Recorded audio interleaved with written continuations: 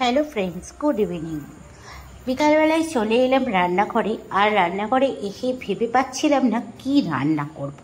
তো ছেলেকে ফোন করলাম, তো ছেলে আমাকে বলল, মা আজকে আলুর পরোটা করো। তা ছেলের নির্দেশেই চলে এলাম রান্নাঘরে, আর তারপরেই আলুর পরোটার সরঞ্জাম করতে শুরু করলাম। এখানে আটা নিয়ে নিয়েছি, আর আটার মধ্যে লবণ দিয়ে নিলাম, আর দিলাম একটু সাদা তেল দিয়ে ভালো করে আটাটাকে মেখে নেব। আর ওইদিকে আমি আলুগুলো কেটে প্রেসার কুকারে বসিয়ে দিয়েছি সিদ্ধ করতে।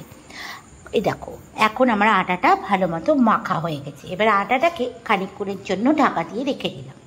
এবার এই ফাঁকেই আমি আলুর পুরের জন্য এখানে আদা, রসুন, স্বাদ মতো কাঁচা লঙ্কা আর পেঁয়াজ কেটে নিলাম। আর এদিকে আমার আলুগুলো সিদ্ধও হয়ে গেছে, দেখতেই পাচ্ছ। এবার ভালো করে আলুগুলো একটু হাতা দিয়ে, গরম যেহেতু আছে, ভালো করে একটু করে মেখে নিলাম। আর আলুগুলো মাখা হয়ে গেছে, দেখো হাতায় দিয়ে দিয়ে মেখে নিচ্ছি। প্রচণ্ড গরম আলু। আর এইদিকে আলুর মধ্যে অল্প একটু লবণও দিয়ে দিলাম স্বাদ মতো, কারণ আটাতে তো মাখার সময় লবণ খানিকটা দেওয়া ছিল, ওই কারণে অল্প একটুই দিলাম। এদিকে কড়াই বসিয়ে দিয়েছি, কড়াইয়ে একটু সর্ষের তেল দিলাম। তেলটা গরম হতেই পেঁয়াজ, আদা, রসুন, কাঁচা লঙ্কা যেগুলো কেটে রেখেছিলাম সেগুলো দিয়ে দিলাম। দিয়ে ভালো করে একটু লাল লাল করে ভেজে নেব। এদিকে পেঁয়াজ আর আদা রসুনটা লাল লাল করে ভাজা হলেই, এক সময় আমরা কিন্তু এটা না ভেজেও করি, মানে পেঁয়াজ আদা রসুনটাকে কাঁচা আলু সিদ্ধর মধ্যে মেখে করি, কিন্তু আজকে একটু অন্য রকম করবো বলেই পেঁয়াজ আদা রসুনটা ভেজে নিচ্ছি।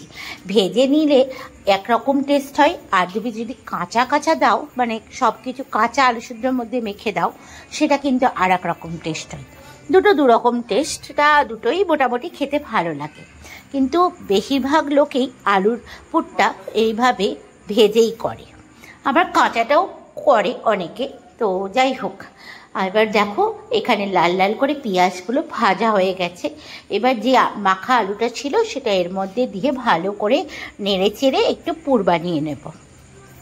তাহলে কি হয়, আলুর মধ্যে যেই একটা মানে এটা কি বলবো, একটা আলু সিদ্ধ করলে পরে যেই ইয়েটা থাকে সেটা থাকে না, মানে তেলের মধ্যে আলুটা বেশ ভাজা ভাজা হয়ে যায়, তাহলে আলুটা নরম থাকে না।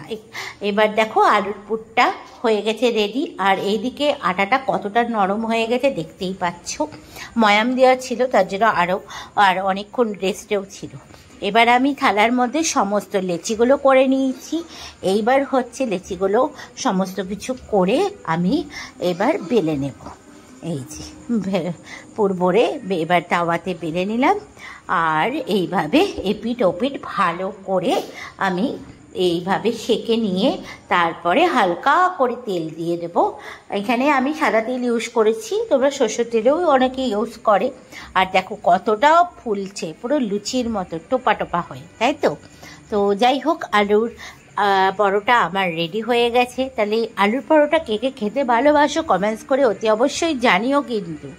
আর আমার এই আলুর পরোটাটার রেসিপিটা তোমাদের কেমন লাগলো সেটাও কমেন্টস করে জানিও। আর একঘেয়েমি রুটি পরোটা খাওয়ার থেকে মাঝে মধ্যে এইরকম আলুর পরোটা, সাবুর পরোটা আমি করতেই থাকি। সেই রেসিপিগুলোও তোমাদেরকে পাঠিয়ে দেবো। তাহলে আজকের মতো টাটা।